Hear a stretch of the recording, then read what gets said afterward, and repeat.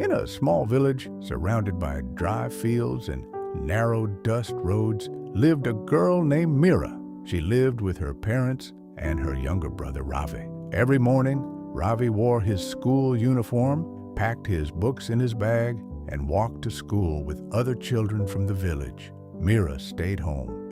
After breakfast, her mother gave her chores. She washed the dishes and cleaned the cooking area.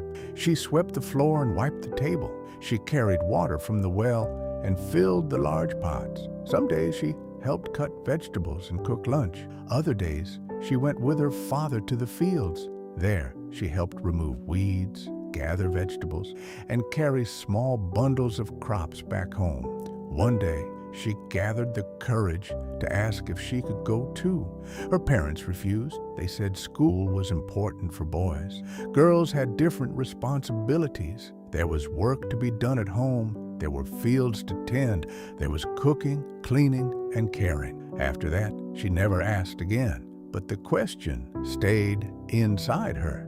In the afternoon, Mira often carried lunch to her father in the field. The path to the field passed near the village school. The classroom windows were usually open. As she walked by, she could hear the teacher's voice reading lessons out loud. Sometimes she slowed her steps just to listen. She stood near the wall for a few minutes and repeated the words quietly to herself before continuing to the field. When she returned home, she tried to remember everything she had heard. At night, after finishing her chores, she used a small piece of charcoal to write letters on the mud wall behind the house. In the evenings, Ravi sat with his books to do homework. Mira sat nearby while folding clothes or cleaning rice. She looked at his notebooks and slowly learned to recognize more words. When he was not around, she copied sentences onto small pieces of paper and practiced reading them aloud.